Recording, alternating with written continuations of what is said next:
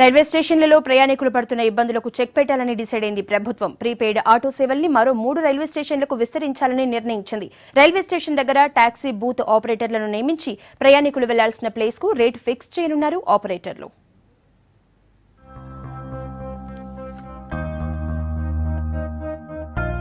నగరంలో ప్రీపెయిడ్ ఆటోలు మంచి సేవలు అందిస్తున్నాయి. సికింద్రాబాద్ రైల్వే స్టేషన్లో ప్రవేశపెట్టిన ప్రీపెయిడ్ ఆటో సర్వీస్ సక్సెస్ఫుల్ గా నడుస్తోంది.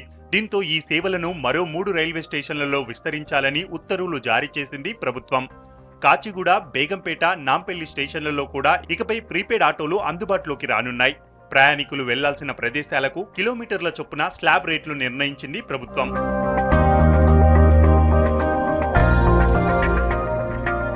ఆటో సంఘాలు, ట్రాఫిక్ పోలీసులు, రైల్వే శాఖ ప్రయాణికుల విజ్ఞప్తితో ఈ నిర్ణయం తీసుకుంది సర్కార్.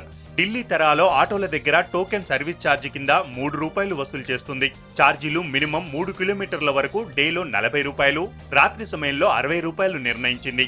మాక్సిమం 17 కిలోమీటర్ల నుంచి 20 కిలోమీటర్ల వరకు డేలో ₹227, రాత్రిళ్లు ₹331 వసూలు చేయాలని ఆర్డర్స్ ఇష్యూ చేసింది.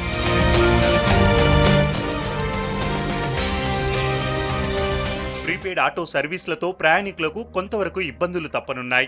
ఈ ఆటో సర్వీస్ పై మరింత ప్రచారం చేపట్టాల్సిన అవసరం ఉందంటున్నారు ప్రయాణికులు.